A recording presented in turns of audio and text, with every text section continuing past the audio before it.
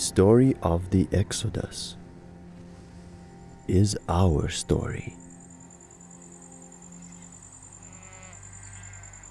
There was once a family, an old father and his 12 sons, along with their children.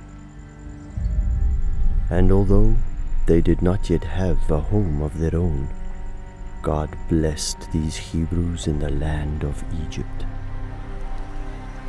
They were fruitful and multiplied, and grew exceedingly strong, so that the land was filled with them. But God did not intend to leave them there.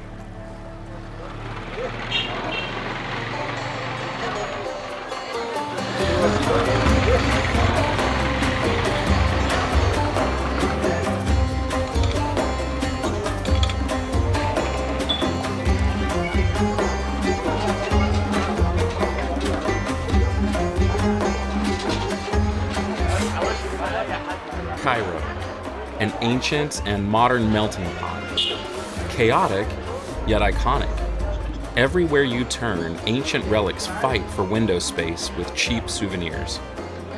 Walking through this sea of people, vendors yelling, animals bleeding, you're faced with the reality that every day, a large part of the world still lives with the old and new coexisting side by side.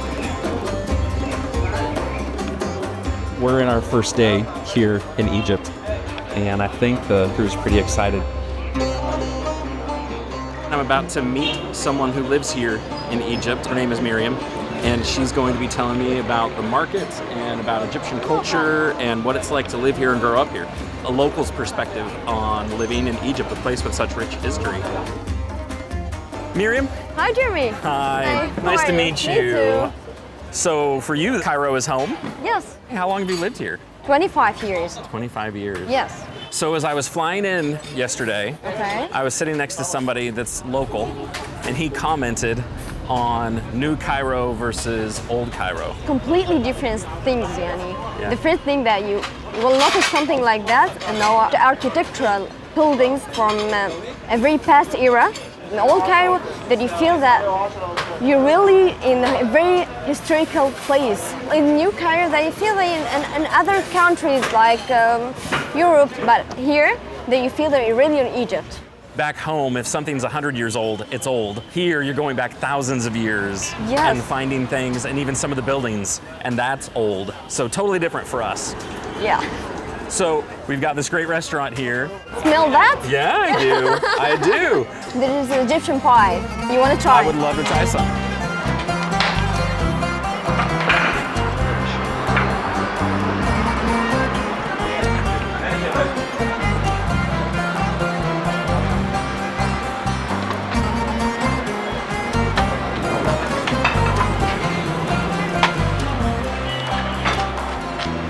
Oh, the food is coming. Oh. So what all did you get in it? Sausage and some vegetables. It is great. Yeah. How long have they been making this food? Okay, this place was more than 100 years. Established, I think, 1907. It's This more than- restaurant is Yeah. over 100 years old. Yes, it's completely different about the modern cafe. In this place, you will get some things for more than 1 century, for a long time. It's really, really an amazing and historical place. What is the name of this market? Khalil Khalili. Okay, and do you have a favorite place in the market? Do you want to see it? Yeah, I would love to. Let's go. Okay. I love going through markets. This is the Wise Street. What do you think? It is amazing. Really? It's beautiful, all the detail in the building here. Yeah. So what makes the street so special? This is the oldest street in specific in Islamic Old Cairo. Okay. It returns to 969. They laid out the street at the very beginning of Cairo foundation.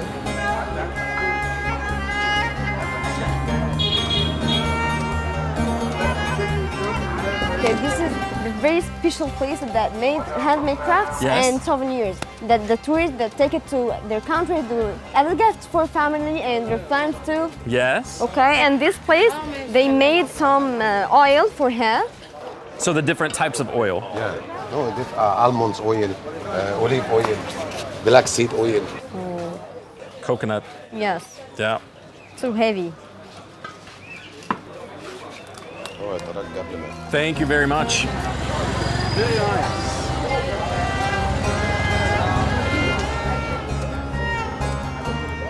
Filming here proved more challenging than anticipated. All of our preparation, all the YouTube videos, couldn't have prepared us for production in Egypt. Can I get any more signal in my path?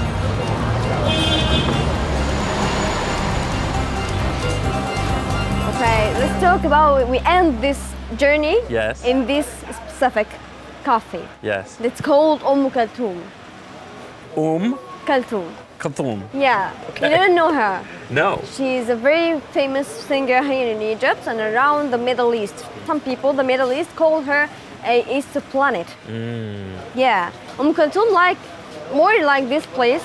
She's like a bridge too. This place like a bridge between an old Egypt and a new Egypt. So you're saying that that's something that's always going on, where you have this rich heritage and culture and history, and you have evidence for it everywhere. Yeah. But then you still have the new, you still have living people here that's been here for a long, long, long time. Yes. But it's gone through many changes. What has it been like to live in a place with such history, but it still goes through change? The change, we have to change because every day we have new things around the world. Sure. So we have to change and we have to be more modern. Yeah. But the old, the old. So there's a place for the old. Yes. Yeah. That you feel that you appreciate that you belong to this place. Well, it has been a fantastic day. Thank you. It was so much fun, and I look forward to doing it again someday. I'm very happy to see you and very happy to be with you today. Thank you.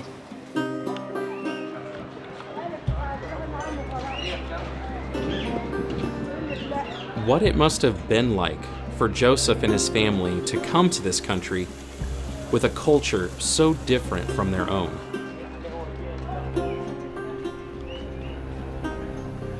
While God had blessed Egypt through his people, there arose a new king who did not know what God had done. So, Egypt ruthlessly made the people of Israel work as slaves and made their lives bitter with hard service. Now, the more the children of Israel were oppressed, the more they multiplied, until Egypt was in dread of them.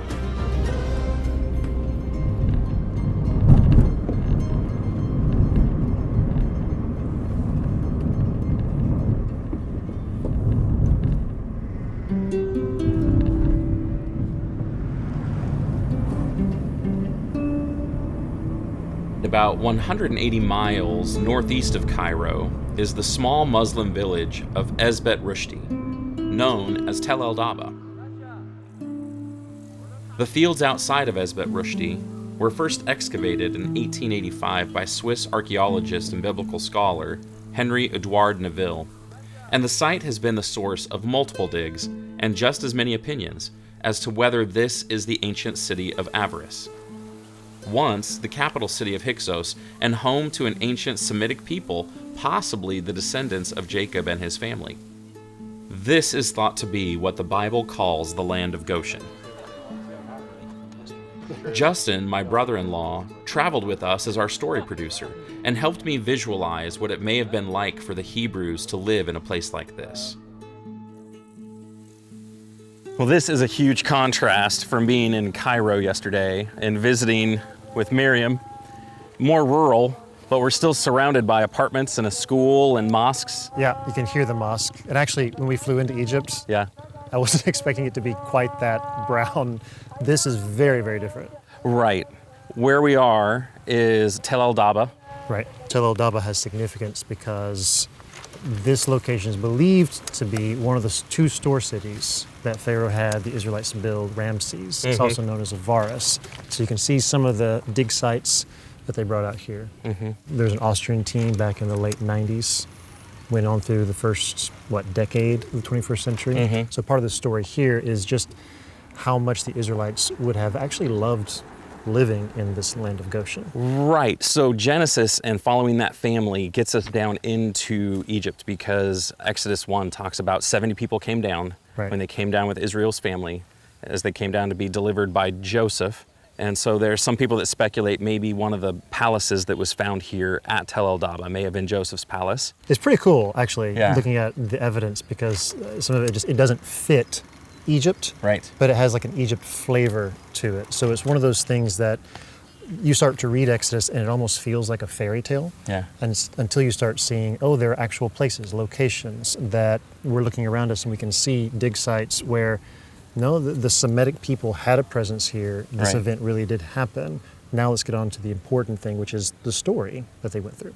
Right. There's still a lot of pot shards around, and it's exciting to me. This is my first time in a situation like this. Right. It's like 3,000 years old worth of history, but people just walking by and using it any Yeah. which way. But there's nothing to see here. Right. So there's a guy that's associated with the site. He works here. He's given us permission to go and take a look at some of the things that they found here.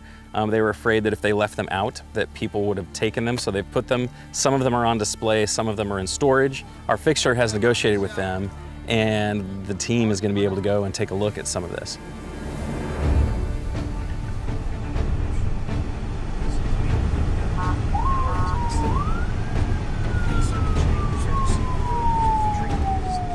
So I have no idea what town we're in.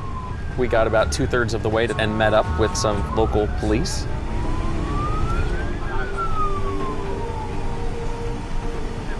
I think sometimes I don't appreciate the threat that's probably there. So this kind of brings things back to reality.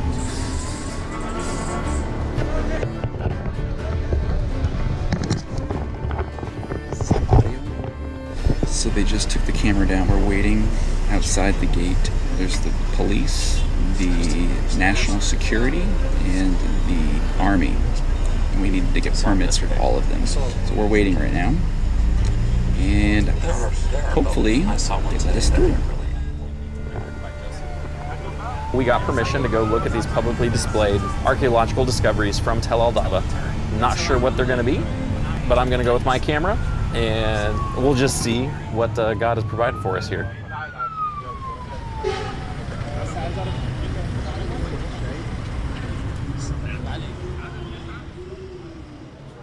They gave us permission to come down and look at some of the pieces. They sent up to this museum, and one of them was pretty amazing. You know, we were talking about Abraham and the promise that he received, and then talking about Joseph being sold into Egypt and how God used that providentially to preserve his family. So his father and his brothers and their families all come down. 70 people come down to Egypt. And then you get to Exodus, where there's a Pharaoh who comes to power that doesn't know Joseph and his family. We're told that there were some items here that were found there during the Austrians' archaeological dig over approximately 30 years. You see these canopic jars, which would have been used during burial. And what's interesting at Tel El Daba is the burial practices were not like the burial practices of Egyptians. They were more Semitic in nature, and then they changed over time and included some Egyptian practices, but they never fully became Egyptian from what I understand. So you also have this coffin, you see the lid, and then even on this side you see even smaller coffins that would have been used for children, which when you think about the Exodus story, especially Exodus chapter 1. And then another thing that we've been trying to learn more about are all these little small statues that indicated the wealth of the people that lived there. All of those came from Tel El Daba. And so there was a long period of time in that town's history, that city's history, where they were really wealthy and they were doing really well, which is consistent with why Joseph's family came down in the first place. It was to promote life, and they did really well until that Pharaoh arose that didn't know him. There is a tension that exists in our minds, knowing that Egypt was not merely a place of slavery and oppression, but also a place of refuge and safety. It's fascinating to think about how in the Exodus story, you've got Egypt is a place of slavery you want to get out of. In the Jesus story, Egypt was a haven for a time. And both phrases, out of Egypt I call my son, get Israel out and get Jesus out. As it's just fascinating to get a fuller narrative. God has plans for Egypt, and it's not all punitive. Some of it is helping further the Savior. He's bringing salvation about through Egypt.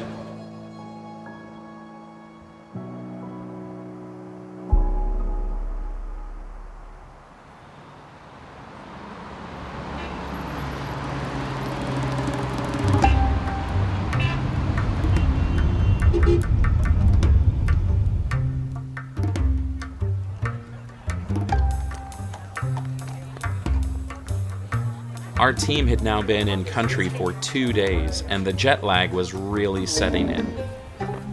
We found exactly what we needed along the shores of the Nile River. One? Yeah. Yeah. How long have you been doing this job? 52 years. 52? Yeah, 52 years. Wow. Do you work here every day, or are you at different places? تشتغل هنا كل يوم ولا في مكان تاني؟ لا هنا. Yeah, this is the spot. This is the spot. 52 هنا 52. Yeah, from 1955. 1955. النيل حلو. The Nile is beautiful. Yeah.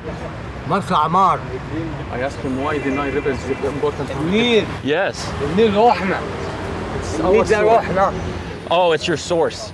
Soul. Soul. It's your soul. Yeah. النيل ده Yes. روحنا احنا. Yeah, the soul of the Egyptian. Yes. حياة. It's the life. Life. Yeah. Ah, very The good. The Nile means life for Egyptian. Yes.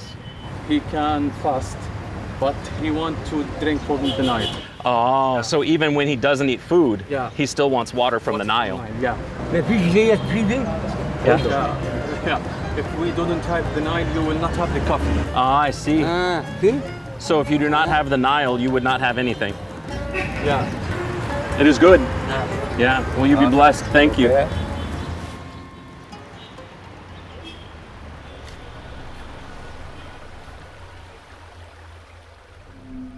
So the king determined to put an end to their strength and ordered that any son born to the Hebrews should be cast into the Nile and drowned.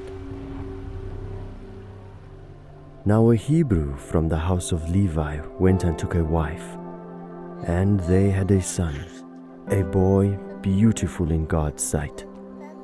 When the mother could hide him no longer, she took for him a basket made of bulrushes, and she placed the child in it among the reeds by the riverbank. And his sister Miriam watched from a distance. The daughter of Pharaoh came down to bathe at the river, and she saw the basket among the reeds. When she opened it, she saw the child crying. She took pity on him and said, "This is one of the Hebrews' children." And he became her son. She named him Moses, because, she said, I drew him out of the water. The longest river in the world, the Nile reaches from deep in the deserts of the Sahara all the way to the lush green delta that empties into the Mediterranean Sea. Cutting through the heart of Cairo, this fluid highway isn't just a source of water. It's seen as the lifeblood for the Egyptian people. Not much has changed over 4 millennia. Plenty of people make their livelihood here, including this man, who has agreed to take us out on the river. Can I come aboard? You're welcome. Thank you. I am Jeremy. You're welcome, Mr. Jeremy. You're welcome. And what is your name? Bazid. Bazid? From Aswan. Nice to meet you. Egypt. You're welcome, Jeremy.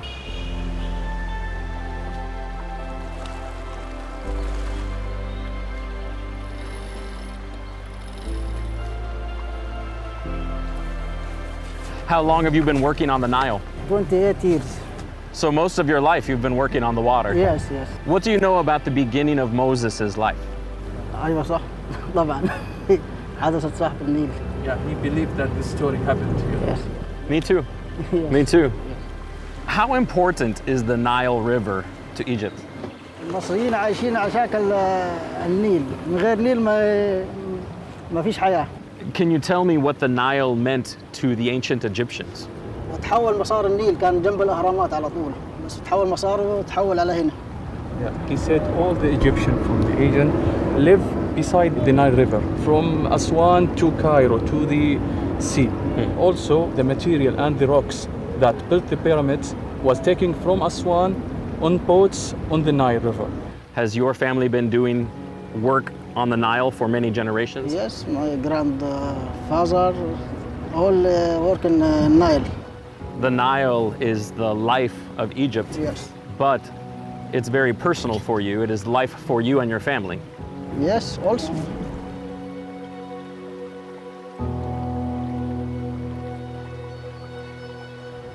I mean, this is just the center of so much Egyptian history.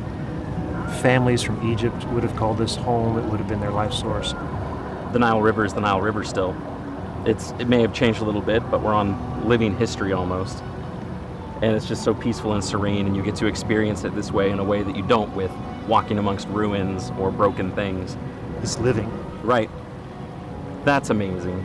And the feeling that I get being on the water here is really similar to the feeling that I get when I go to like the Sea of Galilee and you get on the boat there and it's still the Sea of Galilee. And then being out on the water, it pushes you away from a lot of the hustle and bustle of the city. And there's a lot of that. I kind of imagine what it would have been like for Egyptians, pharaohs, to bring their parties out on the Nile Which River they did. to celebrate their prosperity, Yeah. their place in Egypt, but then to bring doom on a Hebrew people. So it's interesting, the Nile was used by Pharaoh as his last resort to try to reduce the population size of the Israelites in bondage. So they were bringing them to the river and drowning them. And Moses' family tries to keep him alive and hide him for a period of months until he gets too big to do that. And they bring him to the river and they do the best that they can do, which is put him in a basket and entrust him to God, not knowing what was going to happen. The faith of those midwives is they tried to find a way to preserve the life of infants, and the faith of his parents. His parents are mentioned in Hebrews 11 Right. because of the faith that they had and what they saw in Moses. Right. They saw something in him, and instead of doing what they were supposed to do, which would have cost them their lives, they risked their lives to save his. And all of that took place right around here. And for Moses in here, And this became a turning moment. You know, the drama of the nation becomes the drama of this one person, this one child, and Yeah. God's going to use him, and the story moves forward.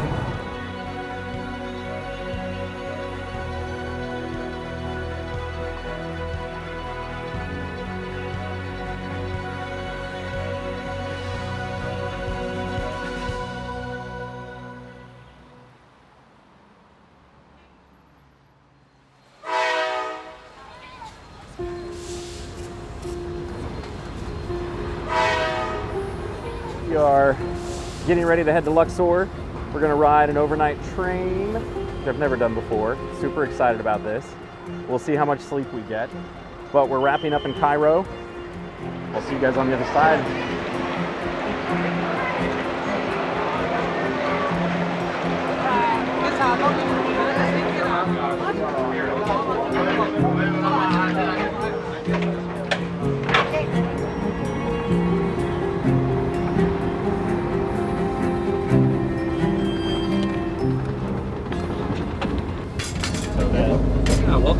Welcome to my suite. Wow. Thank you. That is.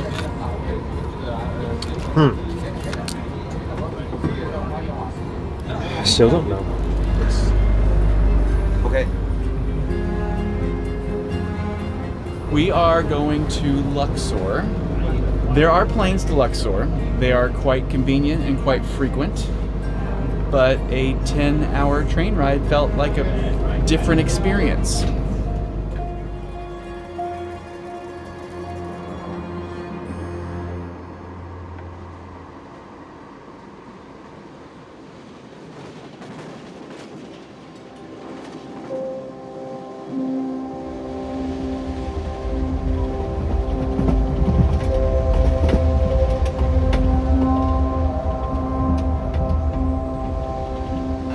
I'm personally feeling it. I mean, the exhaustion and the stress and the equipment and the crew and everything. We haven't traveled this way before. So. Right. Yeah. I feel like I've said that so many times that the culture shock is real, and we've been to Israel, we've been to Turkey, and this is just a different world. So I tell you that yesterday at the Nile, between the guy with the coffee and the boat captain, there was a lot of talk of the Nile as bringing life. I didn't expect that. You go back in antiquity, they didn't have running water, and we just kind of take that for granted. A lot of their civilization was based right along the riverbanks. They've maintained that appreciation, in a big case, reverence for water to a degree that we just don't have. You look out and you see the green, but then you get to spots where we get away from the Nile and it like immediately turns to desert, dry. This might be our stop. Yep, we gotta go. Okay, all right. So curious to see what it's gonna be like in the next place. Feel a little out of sorts, you know? I just, a little bit of apprehension. The team has been adjusting really well and so grateful for everybody. So that's been the first stage of the journey.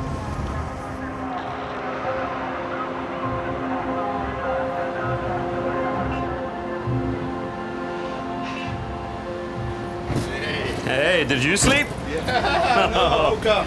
I told you before the train, we go the train, it will be awful one. Yeah. He didn't believe me.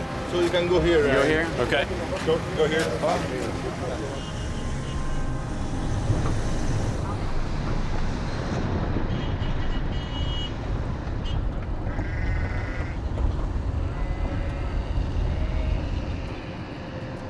As we made our way further and further from the city, we noticed a local family preparing a week's worth of bread, and they offered us some breakfast.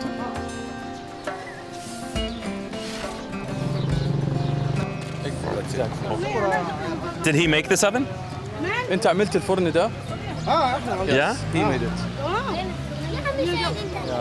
She wants you to eat. Yes, I would love to try some.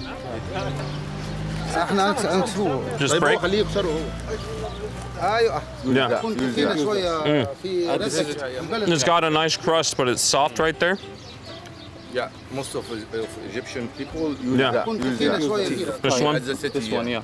This is in village or countryside. Yeah. So we've had some like this. At the hotel. For dipping. Yeah. Yeah. This is very good. Yeah.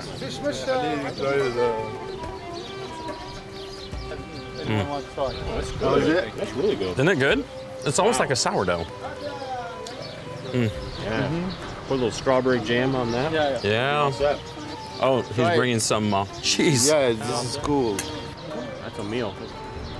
It's better than McDonald's. Yeah. Whenever you have. All right. Thank you. Thank you.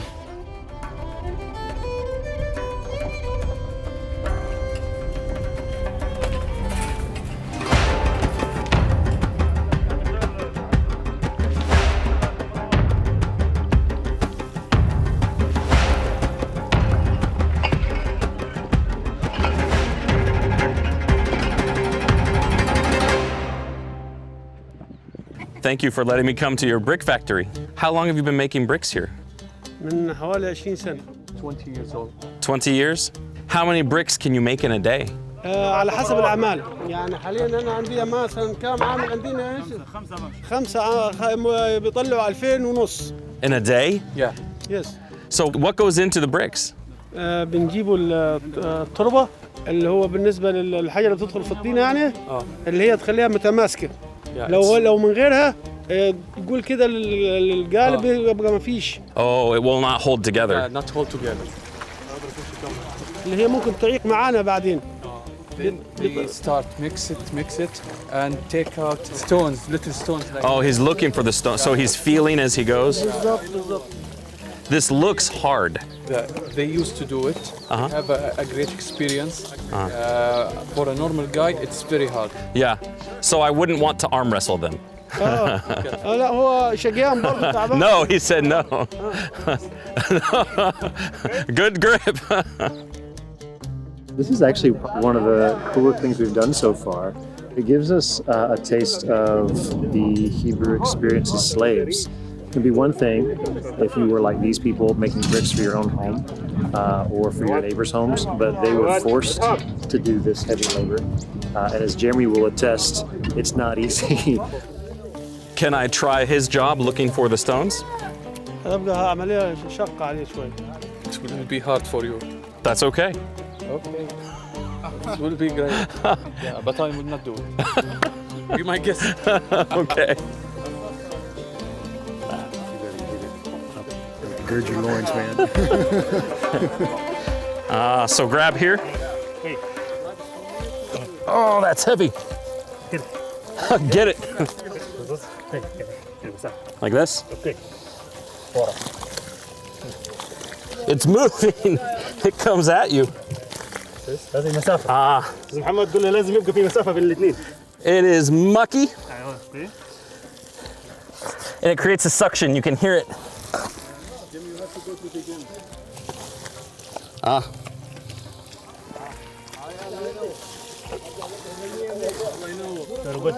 Yes.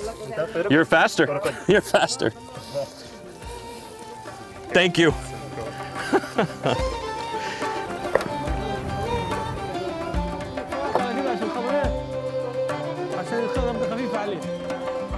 Here?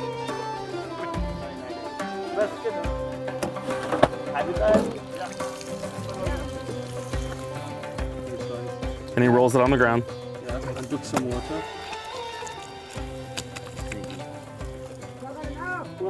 You make it look easy. Yeah? Yeah, you know. He knows. Yeah. I'll start from scratch.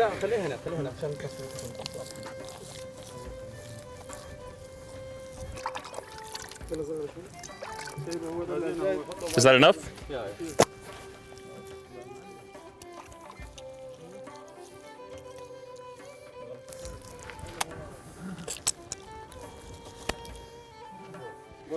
Yes? It's good. He said if you work here, you will be good. You need. I would have a job. Yeah. I would have a job. I think we need a friendly competition going here. Craig, why don't you come see how you can do with bricks, man? Yeah.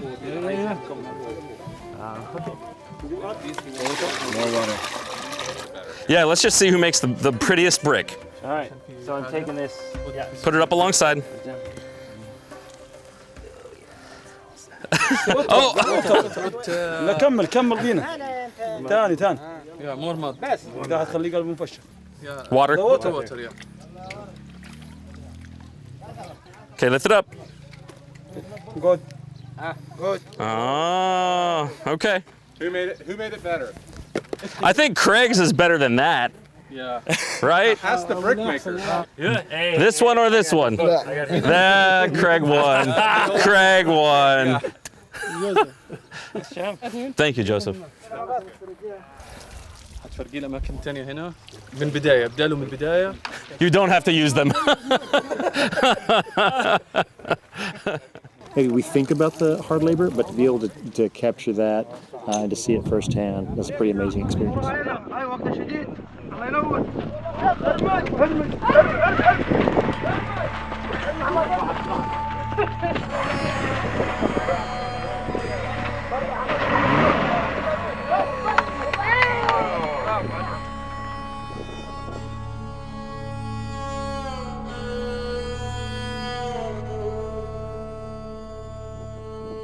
Seeing the process of making the bricks was eye-opening for me.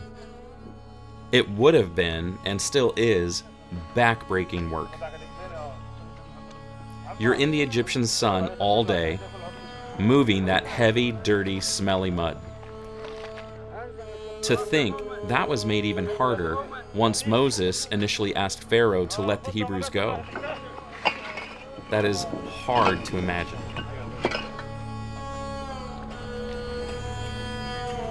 The people of Israel groaned because of their slavery and cried out for help, their cry for rescue from slavery came up to God.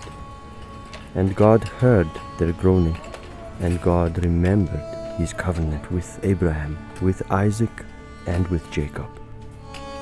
God saw the people of Israel, and God knew.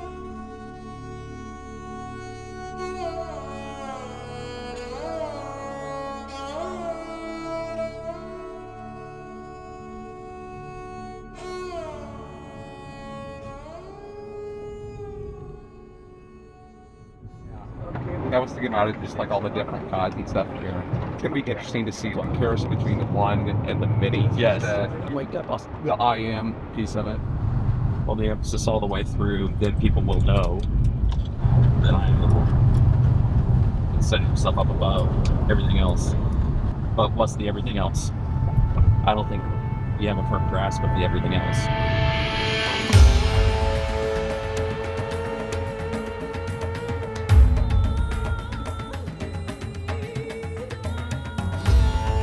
Deep in Upper Egypt lies a city surrounded by the unforgiving sand. Welcome to Luxor. Known in Moses' time as Thebes, this was the seat of power for the 18th, 19th, and 20th dynasties, also known as the New Kingdom. New is a relative term, as Luxor was at the height of its glory between 1600 to 1000 BC. At the heart of the city, the Karnak Temple, the temple and fortified complex built to worship the Egyptian god Amun-Ra, the god of the sun.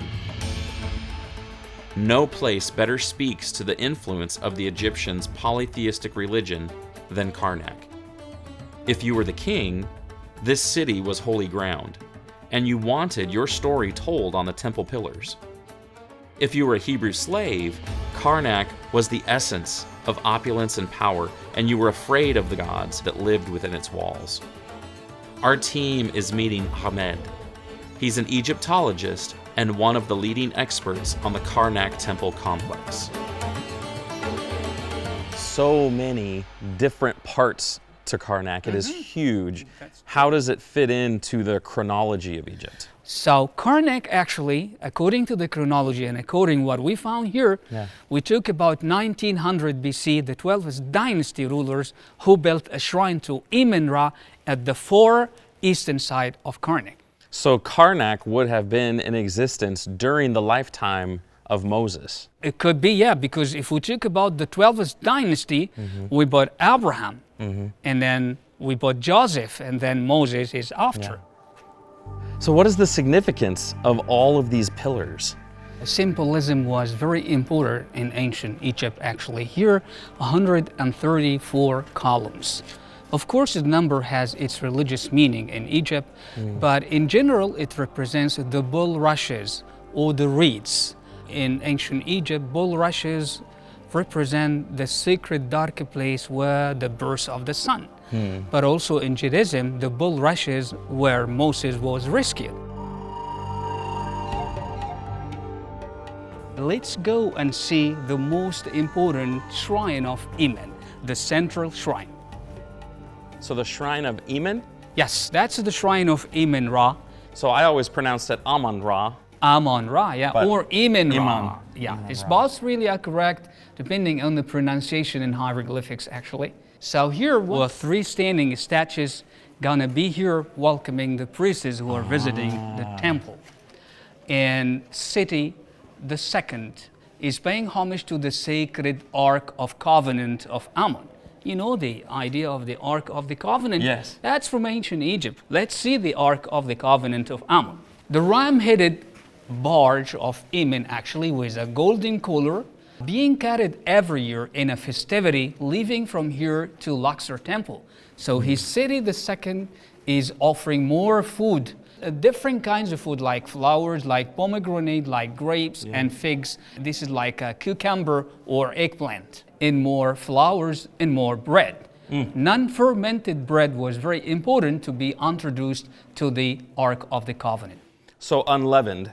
Unleavened. Unleavened bread. Unleavened, yeah. So that's really an ancient Egyptian tradition, maybe passed to the Hebrews communities who were in Egypt. The food being given by Seti II, who was given the title Mira. Mira means you're going to be born forever as light.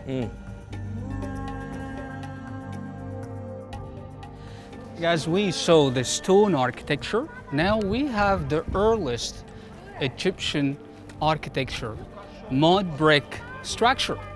How far back does this go? Well, actually, mud structures date back to more than 4,000 years before Christ. Wow. We talk about pre-dynastic, but actually this is very recent. You can say 400 BCE, but we are still debating why it is here.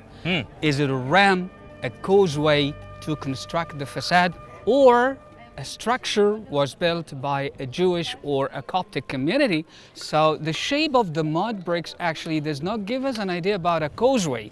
But mud brick goes back a long, long time, even before this. True. That's, as you know, there are a lot of villages that are still doing it, and we have scenes of mud industry in the walls of the tombs, an amazing show, different people. They were Nubians, they were Egyptians, they were Canaanites and Syrians. Mud brick industry was the work of poor families at that time. Not only Jews, but still Egyptians who did it. So Jeremy, we're moving now to see one of the most fascinating and important objects at Karnak, this wonderful marble altar. Actually, we have different altars, a horned altar and then a flat altar. But we're still debating actually what is the function of this altar. Did they use this altar to put the burned offerings, if it is a big religious community lived here and practiced or performed the ritual? Did they have the burned offerings on this marble altar?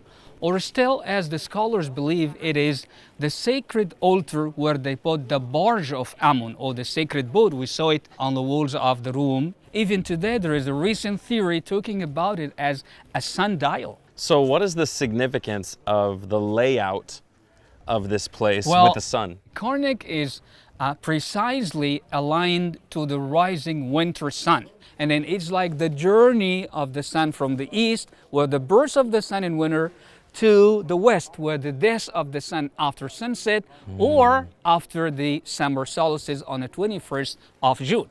And amazing in hieroglyphics, this long avenue from the east to the west was given the name in hieroglyphics as Wat Em Ra, Uben, the sacred root where Ra rises, and Wat Em Ra, Heteb, the sacred root where Ra sits. Do we know how far back the Egyptians worshipped the sun?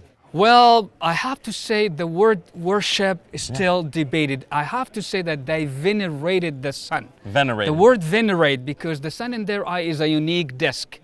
It comes with no power, no seen power behind it. Who pushes the sun to rise? Who pushes the sun to set? So in their image is the manifestation of a one God, or a hidden or invisible power, as the ancient Egyptians used the sun to guide their life, their harvest, their priesthood, or their rituals in temples and tombs. Exactly, the Valley of the King's tombs are aligned to the sun, but there are some temples at Karnak were aligned to the moon. Yeah. So in the last couple of days, I've visited with a couple of people. There was somebody over on the Nile, it was a captain, and talked about how he venerated the river. He venerated the Nile. That's true, because the Nile is the Lord of navigation. They can navigate by the help of the moon, the stars, and the Nile. Even you know how to navigate not only modern technology that they enjoy, but it's still the rising stars.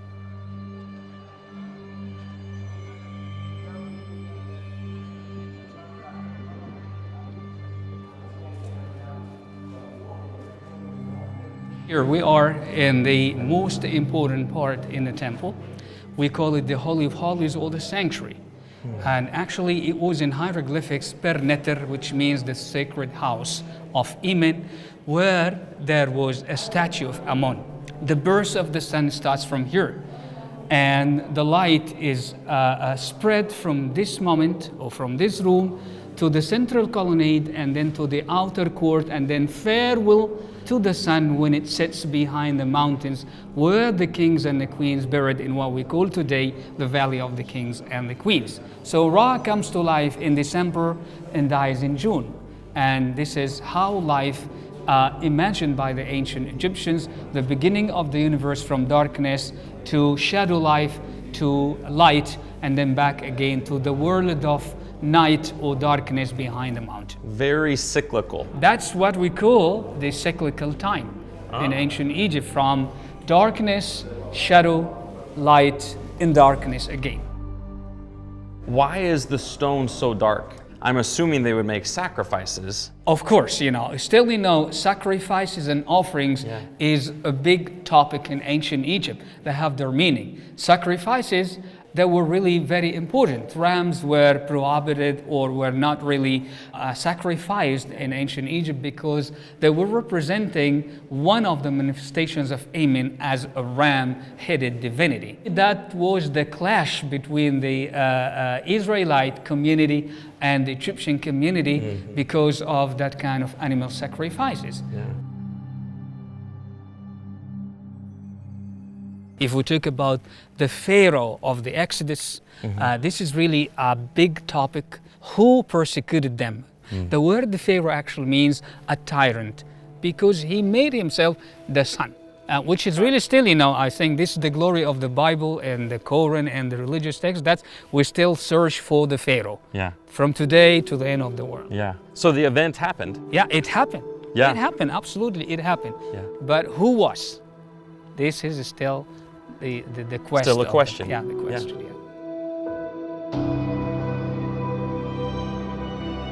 There is a lot to see at the Karnak Temple complex. It's actually a bit overwhelming. What you have are layers upon layers of history. This site stretches more than 600 years across 3 Egyptian dynasties.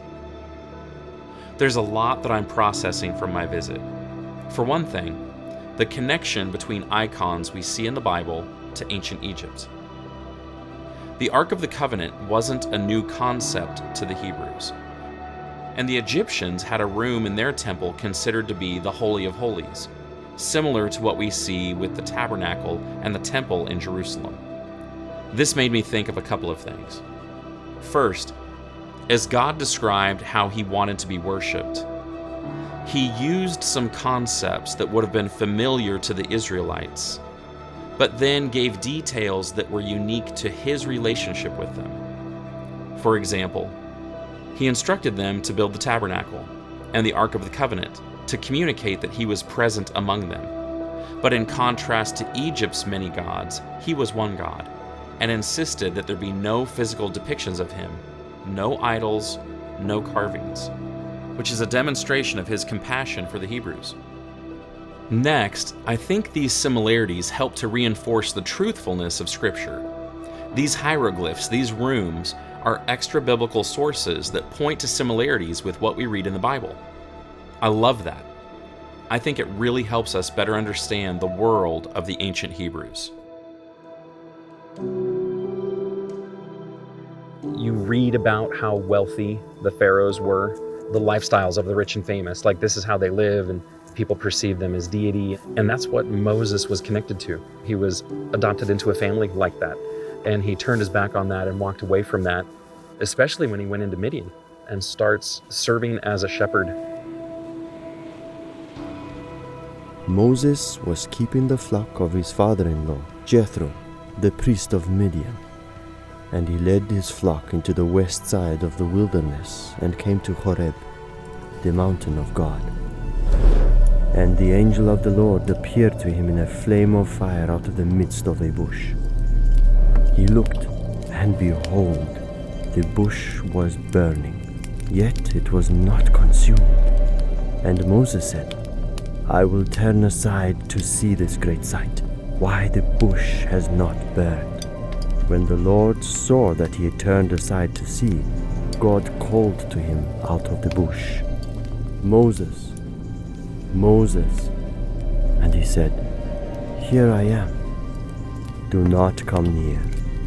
Take the sandals off your feet, for the place on which you are standing is holy ground.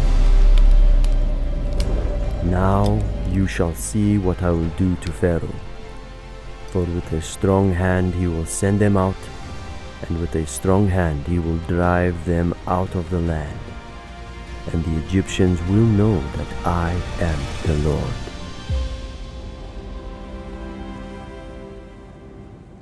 The Lord sent devastating plagues upon Egypt through the hands of Moses and Aaron.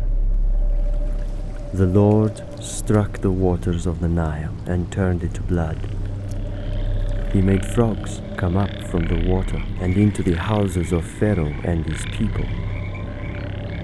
He turned the dust of the earth into gnats, which covered man and beast. He sent great swarms of flies into the houses of Pharaoh, and the land of Egypt was ruined. Many times Pharaoh relented and begged Moses to remove the plagues, and the Lord showed mercy. But just as quickly Pharaoh hardened his heart and refused to let the people go. So the Lord killed all of the livestock throughout the land of Egypt, but preserved the animals of Israel. Moses threw into the air soot from the kiln, and the people and animals of Egypt were covered in painful boils. The Lord sent thunder and hail and fire down to the earth. The Lord sent locusts and covered the face of the land. They ravaged the fields and the trees. Not a green thing remained. Then the Lord sent darkness. For 3 days, no one throughout the land of Egypt rose from their place, but all the people of Israel had light where they lived. Finally, at midnight, the Lord struck down all the firstborn in the land of Egypt, from the firstborn of Pharaoh who sat on his throne, to the firstborn of the captive who was in the dungeon, and all the firstborn of the livestock. And Pharaoh rose up in the night, he and all his servants and all the Egyptians, and there was a great cry in Egypt, for there was not a house where someone was not dead.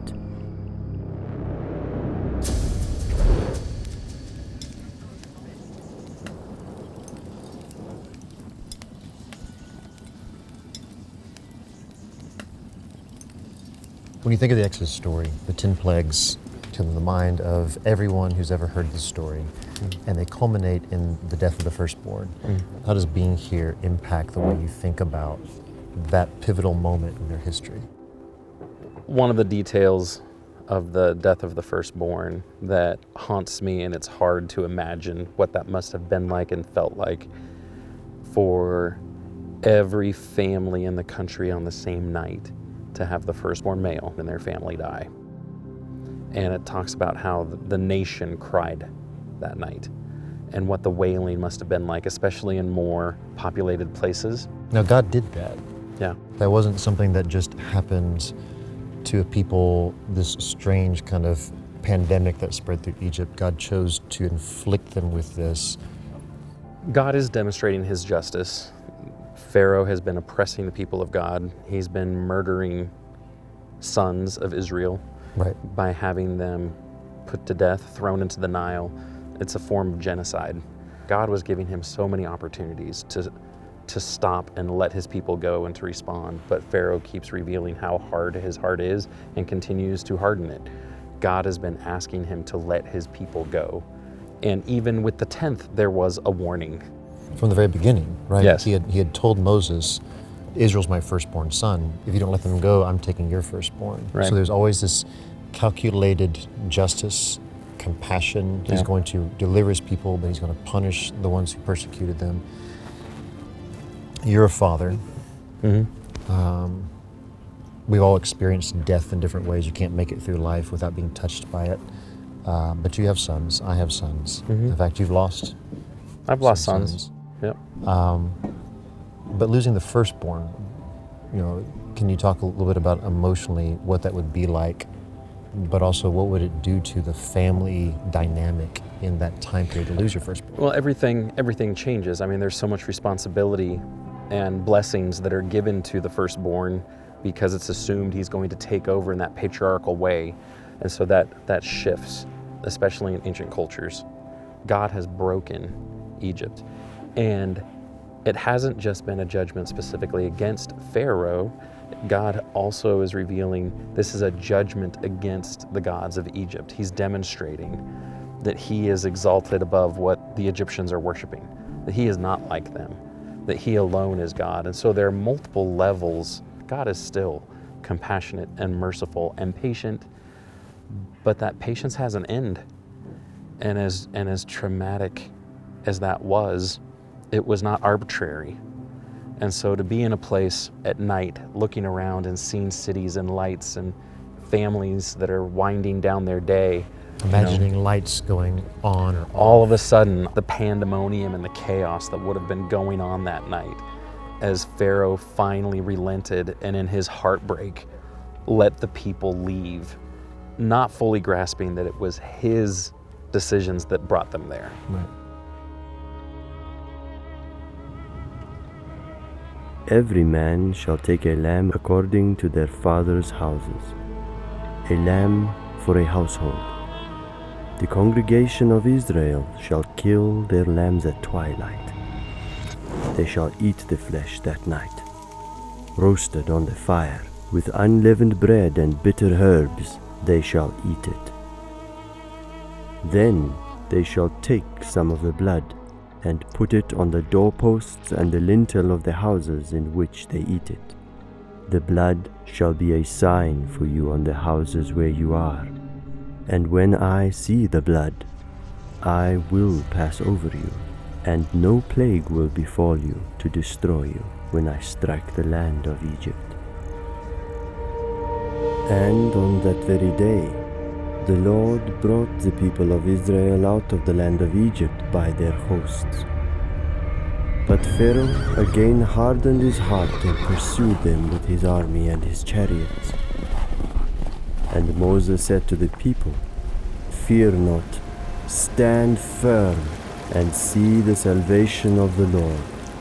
And the Lord drove the sea back and made the sea dry land, and the waters were divided, and the people of Israel went into the midst of the sea on dry ground, the waters being a wall to them on their right and on their left.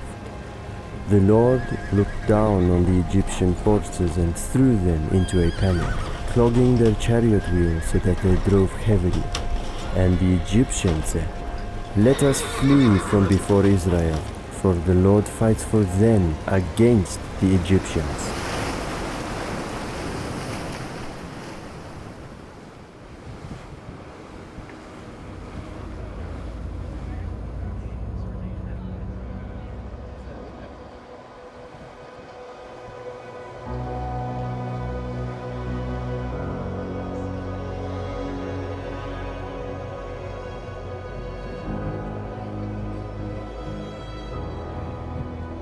When you look at the size of the Red Sea, and to think about what God had to do miraculously to provide a wide enough, dry enough path for that large of a group of people to move through in a single night, it's miraculous, it's supernatural, it's not something that just happened.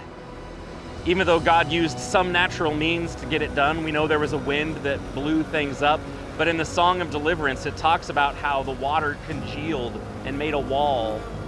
And so to imagine something that size, a pathway through the sea, is it's impossible, except God made it possible.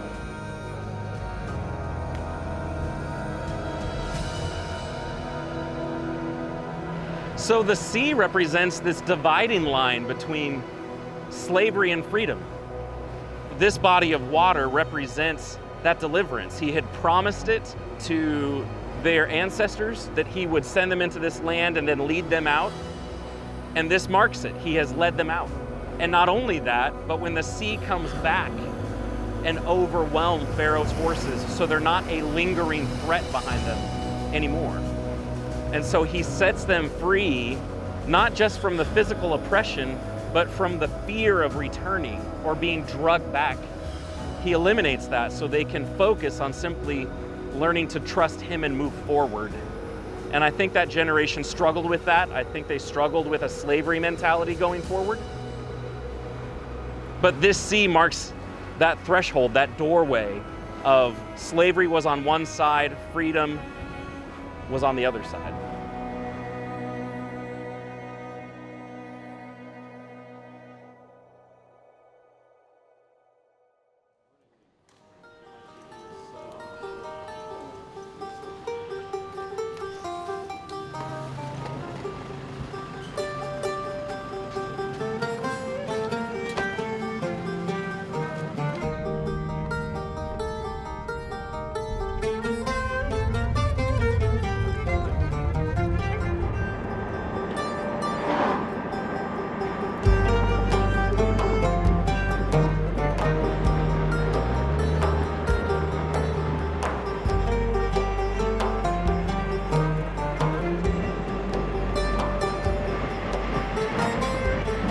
While the Egyptian forces no longer pursued the Hebrews, this area was and is still considered part of the nation of Egypt. Their border and their control reaches into what is now known as the Sinai Peninsula.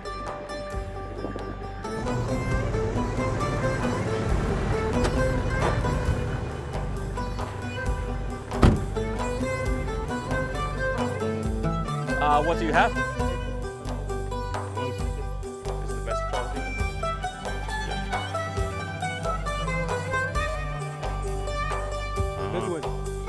Thank you. And now I'm local. He's the winner.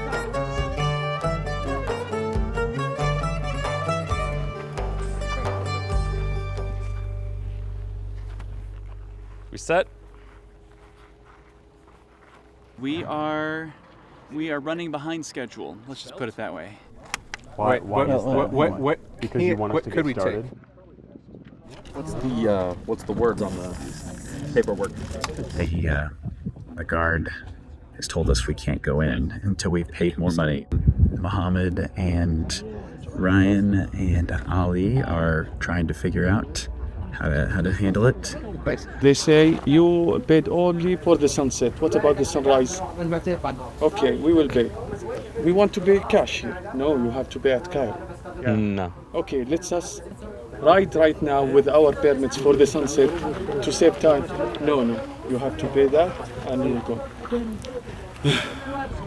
We are learning a lot during this production trip. That you can have a binder full of permits, and it's just not enough. It's just not enough. We're afraid we're not going to get up there. Yeah. There's a reason we're the only ones down here right now. Luckily, we are working with a crew, that's doing the best they can to help just spackle in all the gaps.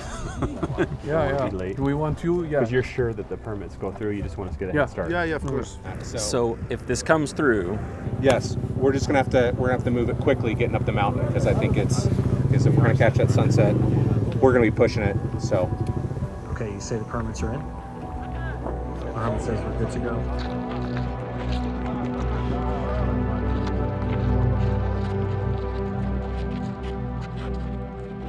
Mount Sinai. It's one of only a handful of places on Earth where all three of the world's major monotheistic religions, Judaism, Islam, and Christianity, hold great value. However, there's one problem. We don't know with 100% certainty where the biblical Mount Sinai is, and the location is hotly contested by scholars and YouTube commentators alike. Our team chose to visit the traditional site near St. Catherine's Monastery in the Sinai Peninsula, named Jebel Musa. Jebel is mountain in Arabic, Musa referring to Moses. Numerous sites across Egypt, Saudi Arabia, and Jordan are thought to be a possible location for Mount Sinai. Two primary sites are fiercely contested here at Jebel Musa and Jabal al-Lawz in Saudi Arabia. We are not planting a flag saying this is the site, but instead we're using this as a backdrop to consider one of the most important moments in all of Scripture, the giving of the law from God to his people. So, we're hiking up. We finally got on the trail, maybe 3 hours late. And this is my guide, who has been doing this for how many years? 17 years. 17 years. And he's a part of the tribe that goes back many generations here. What is the name of your tribe? Jabaliya. Jabaliya? Jabaliya, it's meaning people who live in mountains. And down the valley you can see the monastery of St. Catherine, where they found Sinaiticus.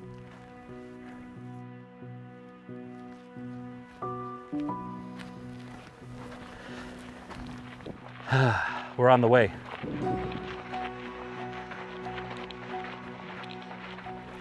What is this building up here? This is church.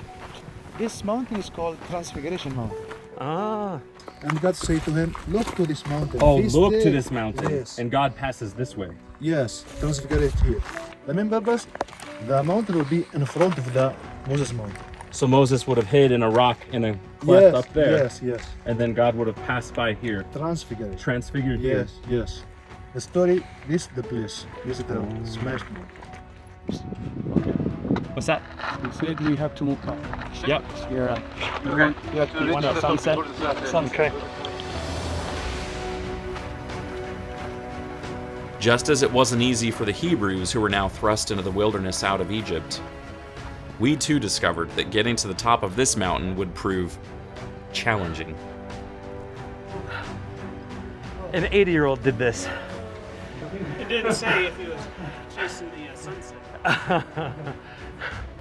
This is amazing and exhausting.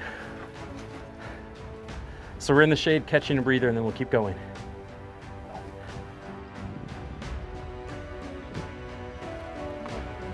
Yes. What is it like to live next to Mount Musa? Oh, it's very calm and peaceful. It's full of peace and love. Do you get to meet many people who come? Yes, every day. I meet so much people here. Do you like it when you find the mountain here? Yes. What do you feel for you? Exhaustion.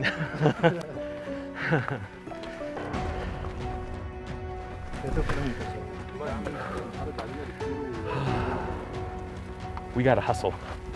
We've gotten to this spot, about to hit the steps, and if we do this right, we should catch the sunset. We've got a pretty aggressive pace, but I think we're gonna do it.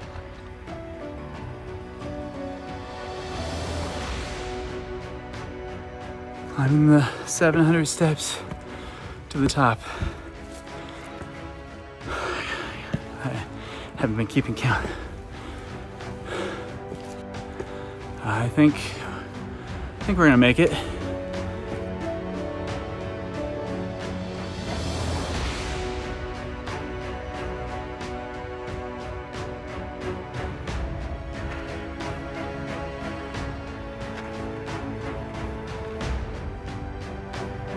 That is incredible.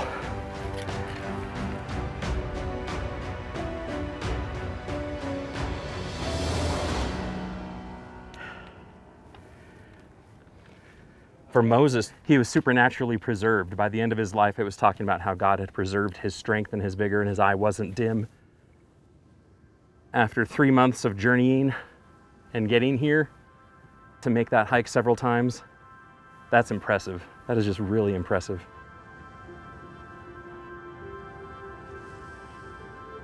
Oh, look at those colors come out. What are you thinking about right now?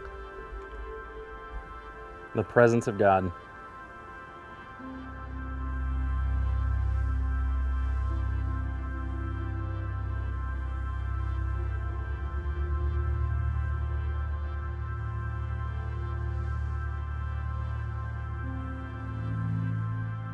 This was the place where Moses met God in the burning bush when he was taking care of his flocks in Midian, and God commissioned him. And up until that point, God had not been revealing himself to his people and interacting with his people for centuries. And so Moses brings God's people out of Egypt to this place to meet the Lord and to enter into a covenant relationship with him. And Moses goes up and down this mountain, and when he comes down from interacting with God, his face is shining because he's been interacting with the presence of God. The struggle to get here is worth it. Oh man, it was worth it.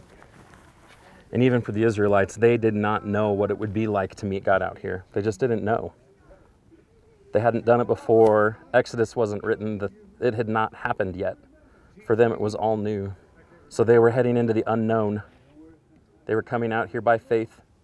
And God was trying to establish a cultural memory for them that he was the God who had delivered them. Hallelujah! Look at that, look at that.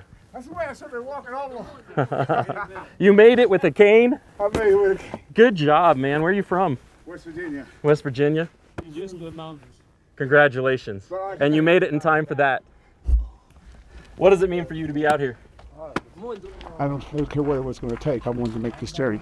Yeah. Because I believe in one God. I do too. And besides him, there is no other. Yeah. That's what it's all about. Yeah. I prayed all the way up, and here, I'm on the top. And I'm excited. And that's what life is all about, isn't it? Yeah. You keep on trusting God. Yes. Believe in him. Believe what his word says. Guarantee you'll make it to the top. Yeah. That's what it's all about. I'm excited for you. I'm excited. Thank you for taking the time to talk to me. Sure. God bless. You too.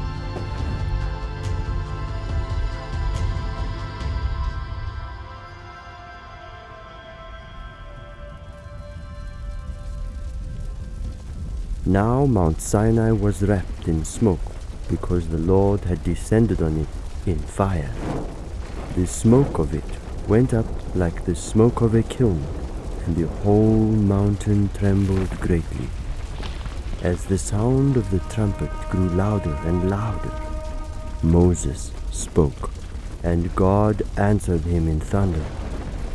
The Lord came down on Mount Sinai to the top of the mountain, and the Lord called Moses to the top of the mountain, and Moses went up.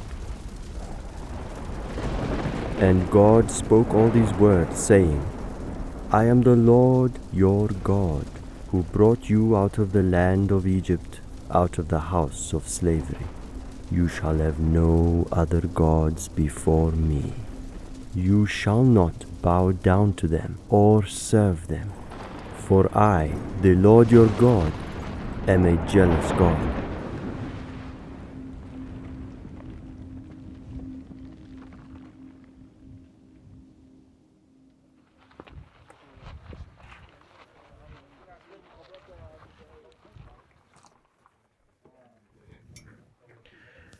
So off to the side of where we were standing, underneath the mosque, are these steps going down into what is called the Cave of Moses. And there's not much to it. Pretty small. On Mount Sinai is where Moses asked to see God's presence, for God to dwell with his people. Some people think this is the traditional location where God let just a small piece of his presence be witnessed by Moses to comfort him and to reassure that he was going to go with them despite what had happened with the golden calf while Moses was up on the mountain. Not much room. There may not have been much room. But to have a spot like this that's been maintained and thought about is pretty special.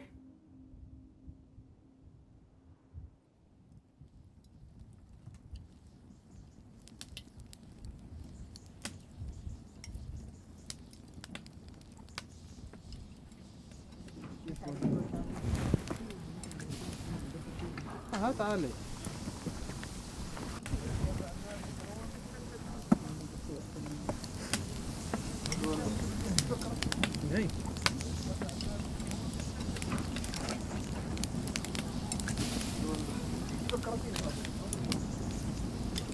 after years of traveling like this and going to religiously significant places, it's rare to be there by yourself.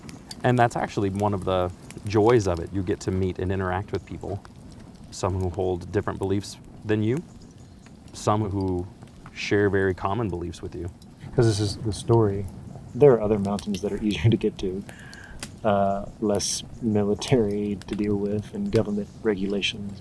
Well, this is one of the few locations, you know, the Temple Mount in Jerusalem is one of them, but this is another where you have this intersection of the three monotheistic religions of the world. I mean, you've got Judaism and Islam and Christianity, and they all stake a claim to these events. And so this is a story that everyone connects to. Not just a story of one people coming out and being made into a people here. It's a human story. Through the Exodus itself, through the judgments, through the Red Sea parting, God was going to make his name known. In one sense, he was going to make himself known to the Israelites. And then with Pharaoh, he was going to help Pharaoh know that he was the Lord. And then he's going to help the world to know that he is the Lord. And that's still going on. You know, God is making himself known through what happened in the Exodus. And the culmination of that happens here. When we teach the Bible classes with the kids, we focus on the birth of Moses, slavery, the difficulty. It's the exciting part, the plagues, you know, the deliverance through the Red Sea. You get here and it's all law, and it's like, okay. Right. But we don't think through God establishing his presence among his people in the closing chapters. Right. We get to the golden calf and teach the golden calf, but we don't always jump forward into Moses trying to intercede and God revealing himself to be merciful and full of everlasting love. He's incredibly patient, because the people were just, get us out of here and then the promised land, but God wanted them to stop here, and they stayed here for almost a year so that God could make them into this covenant people. Some of the things that happened in a location like this, we passed by a place earlier. I can imagine 70 elders and Moses and Aaron and his sons right there eating before God. And I don't know what happened there, but you can imagine it. I can imagine it. Yeah. And being in a place like this, it just, God did those things and the people responded in those ways. Out of all the nations of the earth, he was making them his people. And so later in the Pentateuch, when you get to Deuteronomy, and Moses is reminding the Israelites of their journey and of their deliverance and all of these things, he talks to them about what nation is there that heard the voice of God from the mountain and lived. No other nation had that experience. Every nation can see their gods. Yes. But here's a God who's not seen. But he was heard, right? Because to hear his voice is to have an opportunity to respond, to build a relationship. I mean, I'm hearing your voice right now, and you're communicating thoughts and ideas, and that's what God wants with his people, is he wants this two-way relationship where we're responding to each other. Earlier, we were all sitting around after we had been up there for the sunset, and we're talking about our aches and our pains, and this was really hard, but it was worth it. There is a bonding process that takes place through turmoil and strife and suffering. You had this large family that got developed in Egypt over 400 years. Right. So they had this shared experience of being delivered, this shared experience of coming to Sinai, this shared experience of hearing God give them law. As they keep going, they're going to continue to have these shared experiences and a refining of their law and their culture. And God's preparing them for that. So by the time they reach Canaan, when they get there and they're ready to go in, they're not just a family anymore. They're a nation. They're a nation. And God's point is, what other nation in the history of the world started that way? So the law, the 10 Commandments, the significance of that, why those 10 words? The first 4 words are highlighting the importance of their relationship with God. This is how you're going to interact with me. The last 6 talk about how to interact with each other on a very high level. It's not everything they need. It's not everything they need to know, and so it gets refined, and then you get to Leviticus, and then you get more details. But key to all of that, God starts the 10 words with, I am the God who delivered you out of Egypt. He's not just giving them law to give them law. He attaches his law with what he has done for them and how he has revealed himself to them in a very personal way. Right. So it's not just some ambiguous moral code, it's connected to Jehovah and what they've come to learn about Jehovah personally. So the Ten Commandments are not like, here's how to be good so that you get credit with God. No, and he likes you no. and you're good with him. But it's, here's how you respond to a God who saved you. Yes. And to love God and to love each other and to be this covenant people that God saved you to be. So you can see why it's not just saving them so important. It's bringing them and making them all that he purposed them to be. Yeah. Lovers of God, lovers of each other, this family. The story of Exodus doesn't start with Exodus 1. It starts with Abraham's family and how they come into Egypt. But going back to the promise God made to Abraham in Genesis 15. Right. Abraham is heartbroken over the fact that he doesn't have children yet. Right. That promise has not been fulfilled. Where he has him look up, God challenges him to count the stars. And he says, that's how many kids you're gonna have someday. I'm gonna keep this promise to you. But now it's not just Abraham's family. God says, no, Right. my family. Well, and he even predicts there's going to come a time where your children will go into a land, right, and I am going to deliver them out. And so at Mount Sinai, that has been fulfilled. Abraham's children are numerous, and God has delivered them from the land that he knew they would be enslaved in.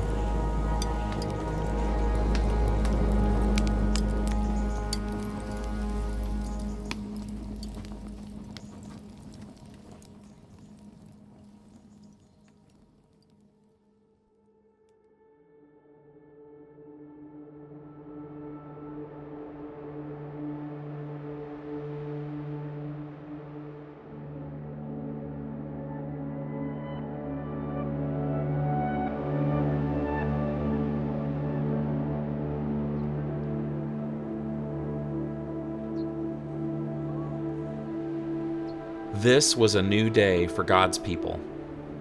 The giving of the law was a pivotal moment in the forming of their nation. This moment would go with them all the way to the cross of Jesus. But while God was making a covenant with his people, the Hebrews were already breaking the law, and something dark and sinister was taking place far below in the valley.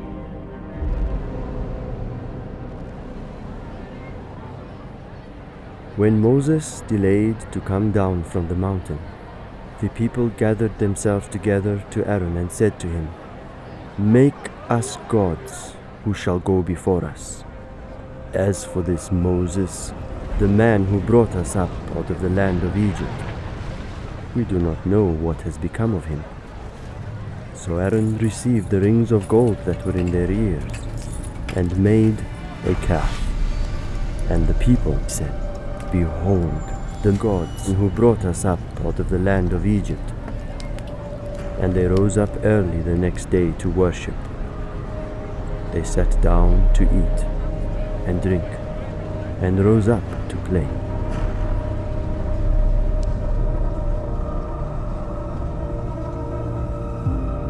It was fascinating to me while we were in Luxor that Ahmed, the Egyptologist, showed us a hieroglyph that had a couple of images on it that gave us insight into the golden calf. So the two images in the hieroglyph was an image that represented gold, or the gold skin of the gods, and then a bowl representing the strength of the gods and associated with the king. And when you take that imagery and then think about what Aaron fashioned for the Israelites, as Moses was up on the mountain for 40 days, they became concerned. They said, "We don't know what's happened to this guy. We need someone to go before us. So make a god for us." And Aaron fashions a golden calf out of the gold that they've collected. So they're using this imagery from their slavery days in Egypt to represent Jehovah. It uses the word Lord. This is the God, this is the Lord who has led you out of Egypt. It shouldn't surprise us that you have this cultural influence that drives what they end up doing, but they associate it with the Lord. And in the exact same moment, the Lord is up on the mountain with Moses trying to communicate how unique and exclusive he is, and the irony of that. And so I don't think there's any way that I can fully appreciate Moses' frustration and anger when he comes down and sees the people in this idolatrous orgy around this Egyptian-influenced idol and associating it with Jehovah. And so even though the people have physically been delivered from Egypt, they have these remnants, these ways of thinking, even religiously and spiritually, that are still ingrained in them. They've physically left Egypt, but emotionally and spiritually and in so many ways, they're still tied there. And especially that generation. You see it in the generation that immediately experienced it. And God is trying to set them free from that.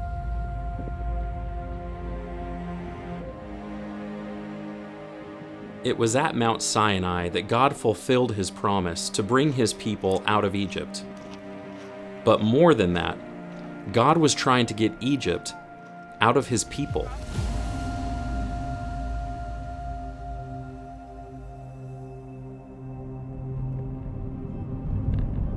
It's been a little bit over a week now since we arrived in Egypt, and we're done. Pretty much phase 2 of the production, leaving Egypt. It's the second chapter, so who knows what sort of work we're going to have to do when we get there, but I'm looking forward to just switching gears a little bit. Okay, so it is, it's either 7 o'clock or 8 o'clock at night. We're not really sure what time zone we're in. We are sitting in a holding area waiting to clear customs and get our passports back so we can go. Beginning to believe that the only time of day that you can go through customs is late at night when you're tired. Next stop is Jordan.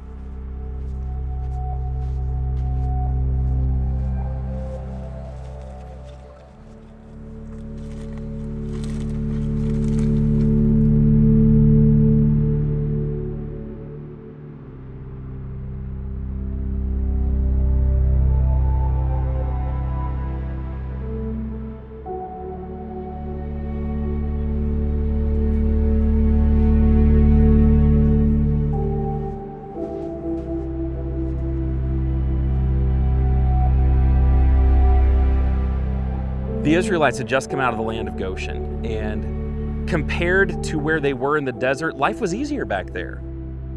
The food was readily accessible, they had put down roots, there was a community, and you leave all of that ease, even though they were in bondage and enslaved, you leave all of that ease and come to this. And you don't know where you're going, and you're just doing it day by day, and the sand, the desert wants to kill you.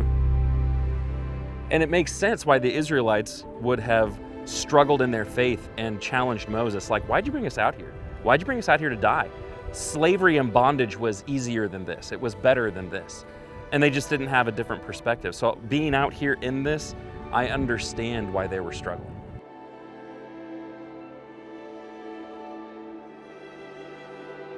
God has led them out and God has delivered them, but they have nothing. They have to learn to rely on Him for their daily food. They have to learn to rely on Him for direction, for provision. And being out here, there's nothing they can do on their own. They're not going to put down roots here. They're living a nomadic life, and they left roots. And so they're just living in this in-between space, which is so hard to do, wrestling with whether God's going to fulfill the last part of His promise to take them to a land of rest, because this is not it. Everybody wanders through deserts in their life. They just do, where they get into this in-between space and it seems like there's no joy and there's no happiness. They can't see 1 foot in front of them. They can't see what's coming the next day. And they have to learn to rely on God every single day, every step along the way. And those seasons come and go, and we don't know how long those seasons are going to be. For some people, it's a couple of days or a couple of hours. For some people, they go into these deserts that may stretch their whole lives. But what the Exodus teaches us is that God's a God of deliverance, and there is life. There's life on the other side, there's hope on the other side, and while you're in the desert, there's still provision.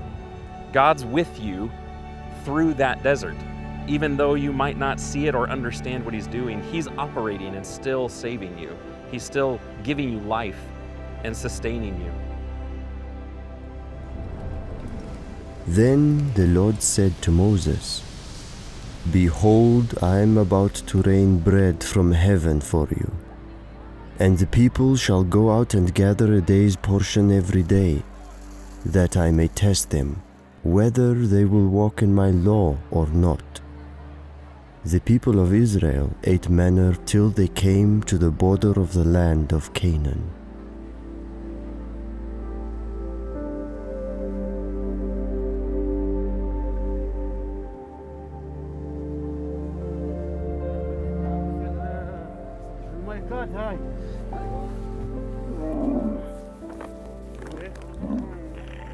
The camels.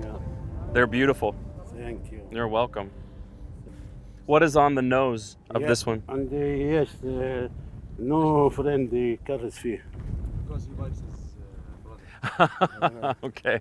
I wondered if that's what that was. Yeah, that makes sense. Yeah. What is life like living in the desert out here? بعيد عن الميكروبات، بعيد عن الزحام، روقان، طبيعة، عيشة طبيعية. Yeah. Very solitary. نعم. Yeah. على حالي. But very hard too, because you have such heat and cold. نعم. How do you think the desert changes people? If you come here, how does it change you? تغير بتطلعك من معيشة المدن والزحام وانزحام الشغل وضغط على المخ. اوكي. Can I ride? مش على هيك. اوكي.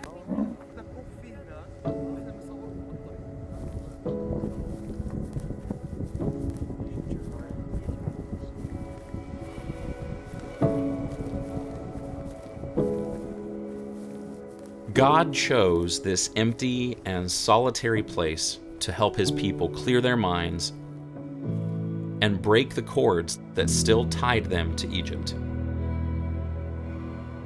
When they arrived at Kadesh Barnea, God sent 12 spies into the Promised Land. But 10 of them lacked faith and convinced the people to rebel. So the Lord sent the Israelites back into the wilderness for 40 years. 40 years. That's a long time to be lost, wandering, looking for direction. 40 years. It was necessary to remove doubt and worry and replace it with faith. We're all wandering in the wilderness at times in our life, stumbling, tripping over ourselves as we look for a way out of our sin and idolatry. But if we allow God to use that time in the wilderness to build our character, to humble us, to teach us to fully depend on Him, if we follow His direction, He'll lead us out and make clear the path we need to follow. So much more happened leading up to Israel going in and conquering Canaan. The Israelites spent 40 years in the wilderness with Moses because of their rebellion and not going in when they should have, their lack of faith in God and in His strength and in His ability to take these giants in the land that they saw. And so there are 3 more books in the Pentateuch that chronicle the development of Israel as a nation. You have Leviticus, where God gives His law to His people, helping them understand that He's holy and He wants them to be holy, and gives them details about how to do that, and explaining the sacrificial system of atonement. I want to try something a little bit different today. Okay. And I'm going to need your help and probably 2-3 other guys. Some crew. We do. Hey, Nolan, Ryan, you ready to help? We could probably grab a sound guy. Dan, do you want to step in on this? You might need to lose the camera. Okay, so we need everybody to grab the largest rock they can grab. I get the biggest one. You get it? Because you're the biggest. Strongest all you weaklings. Okay, so we'll come out here and we're gonna set 6 points. So Stu, if you want to set yours right by that rock. This rock right here. Set it next to that. I'm loving We this. need to measure. Justin, you want to help me? Yes, sir. So 15 feet. Right. Right here. All right. Okay. And once we get these 4 down, so I need someone else to put a rock here.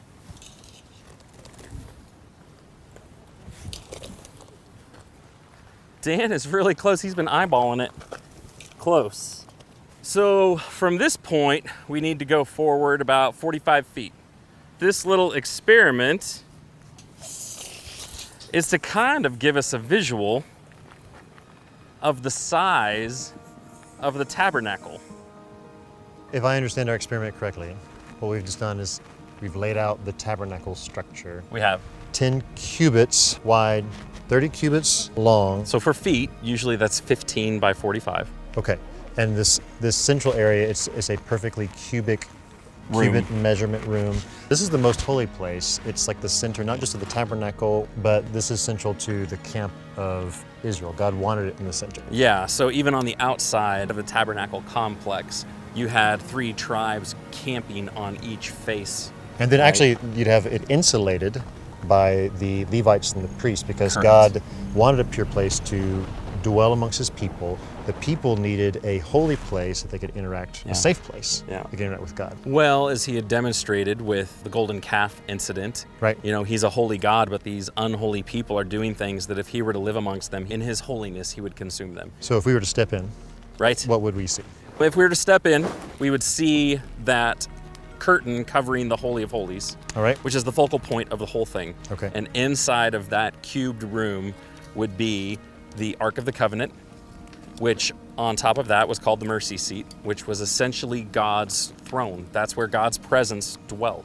And the high priest was the only one who could go in there, and only one day out of the year on the Day of Atonement. So they don't hang out in here. This is a very special place where God lives with him, dwells with him, just before the veil, and kind of belonging to the most holy place. You had the altar of incense. Right, and the smoke would fill in so that the high priest, when he enters in, can't even see. The idea goes back to the presence of God. With Mount Sinai, God came down and there was fire and lightning and smoke. And as you light incense and that incense permeates the room, it helps communicate the idea of God's presence being in the space. So what's happening is Sinai is being recreated in the tabernacle. I didn't even think of that. Okay. Even going back before Sinai, the orientation of the tabernacle on the compass. Right, because it faces east. When the priests come in, they would come in facing west. And that goes back to the Garden of Eden. In fact, a lot of this imagery is Garden of Eden. But they're walking west because when Adam and Eve left the garden, they went east. When Cain killed his brother Abel, he goes east. So God's taking his people, his covenant people, and kind of bringing them back into this paradise dwelling with him. So over here, when you first come in to the left, would be like the tree, right? It's a lampstand, and then to the right would be the table of showbread. Table of showbread. Even the ornamentation on the curtains and the ornamentation that was made out of metal, all of it had garden imagery. And so you start the Pentateuch with Genesis and God creating everything, and he's in the garden with Adam and Eve. And we've lost that. We've lost the garden because of sin. We've lost that closeness of being in God's presence. And by the time you end the Pentateuch, God's provided a way to reconnect with his people. He's recreating a little bit of the garden. So this isn't really just about organizing religion or organizing camp structure. This is really about symbolizing, recreating a presence with God. Yeah. So having this layout, it's a cool experiment. I like being able to visualize all this. So it's super helpful to see how compact it is, but it communicated something really big. We want a God who will tabernacle with his people. Yes. Cool.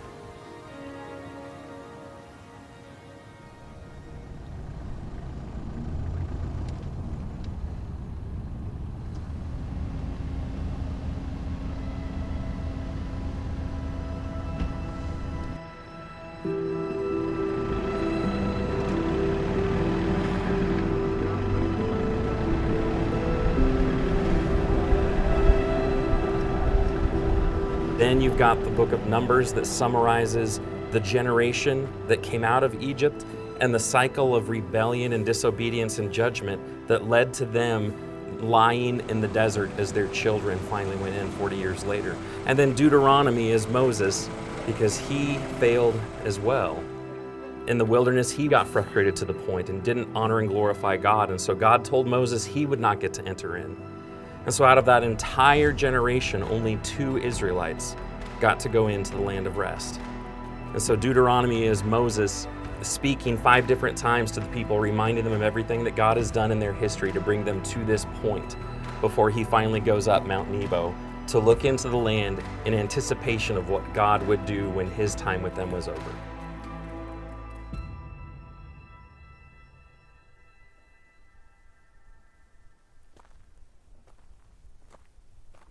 Getting here to Mount Nebo, even for our crew, this has been an exhausting journey. And it was nothing compared to the 40 years of the Israelites getting here.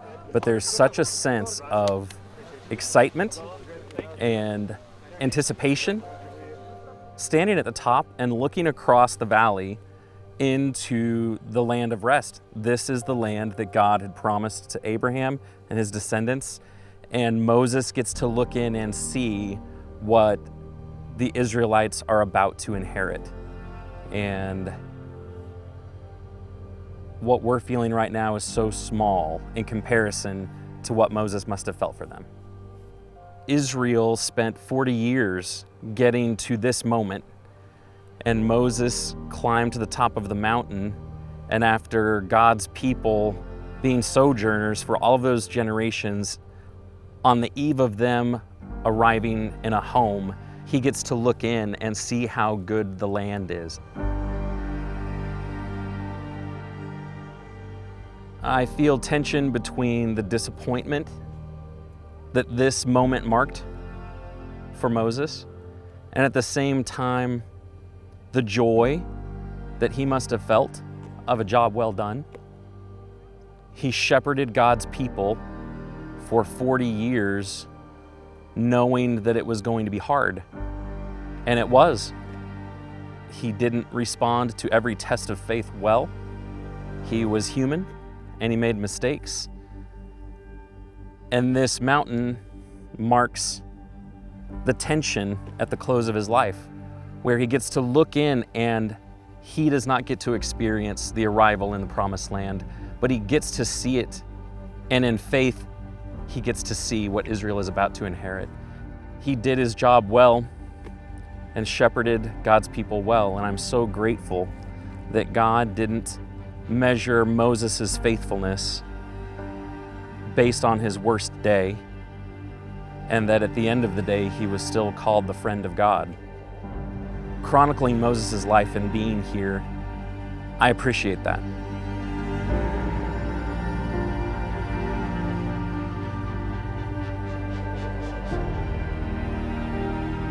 There may be some who wonder, what does the story of the Israelites have to do with me? I come from a different family and background and tradition. But the Bible tells us that for those who choose to follow God, those who accept and follow his Son Jesus, we have been rescued out of the slavery of our sin and are being led to a rich, promised land of rest. We belong to God's family. We are part of God's chosen people. We are the next chapter of this beautiful history and heritage. The story of the Exodus is our story.